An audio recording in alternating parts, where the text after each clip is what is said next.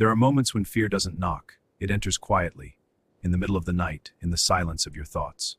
Fear not, for I am with you. Be not dismayed, for I am your God. I will strengthen you. I will help you. I will uphold you with my righteous right hand.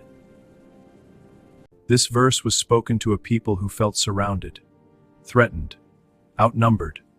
Israel was facing uncertainty, external pressure, and internal fear. And God does something powerful here. He doesn't deny the fear. Fear not, because I am with you. The command is not based on human courage.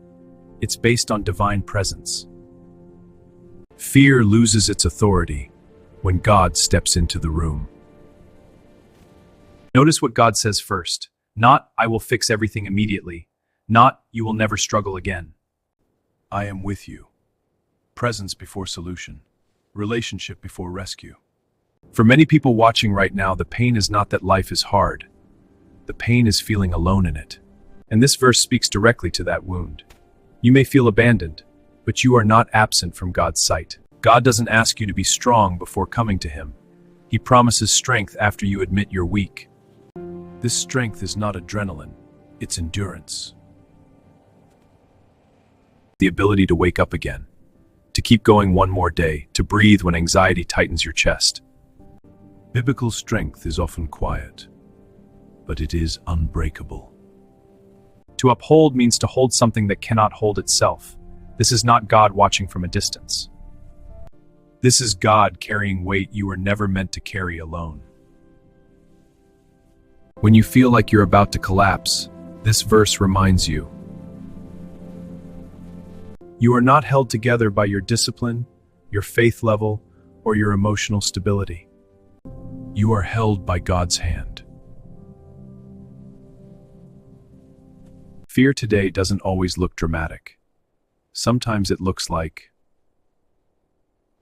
sleepless nights, silent anxiety, constant overthinking, a smile hiding exhaustion. And Isaiah 41:10 meets us there, not with pressure, not with shame, but with promise. God does not promise an easy road. He promises His presence on the road. If fear has been speaking louder than faith, let this verse speak again. You are not alone. You are not forgotten. You are not unsupported. God is with you. God is strengthening you. God is holding you. And even if you can't feel it right now, His hand has not let go. Fear often tells you to run, to hide, to give up early. But God speaks not to your fear, but through it. He knows what you're facing before you find the words to pray. God is not intimidated by your doubts, your questions, or your silence. You don't lose faith because you feel afraid.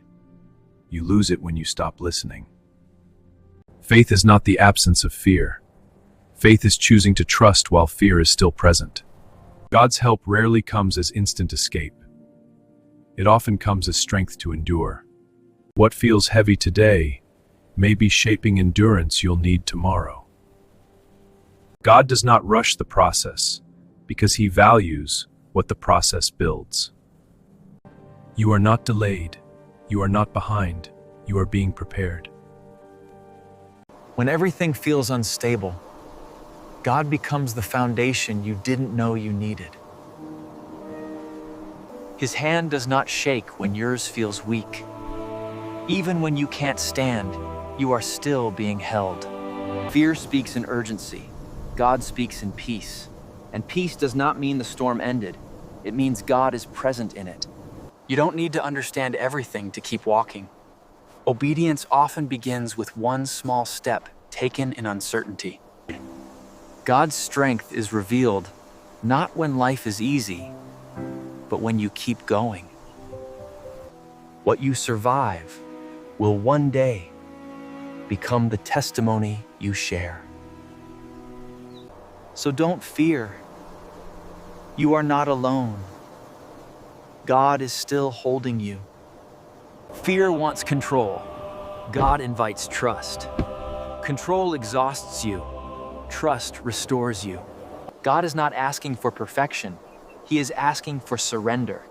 Surrender is not weakness. It is alignment. When you release control, you make room for God to move.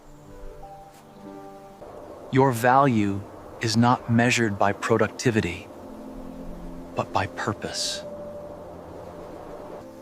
God sees what you carry, even when no one else does. The weight you feel was never meant to crush you. Blessed are the meek, for they shall inherit the earth.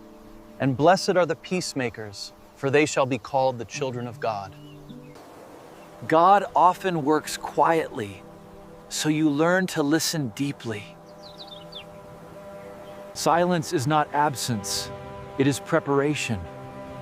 Waiting is not punishment, it is shaping. What feels delayed is often being protected. God closes some doors to save you from future pain. Not every open door is God's direction. Discernment grows in stillness, not in panic. God's timing does not rush, but it never fails. You are not forgotten in prayers. God remembers promises you've stopped expecting.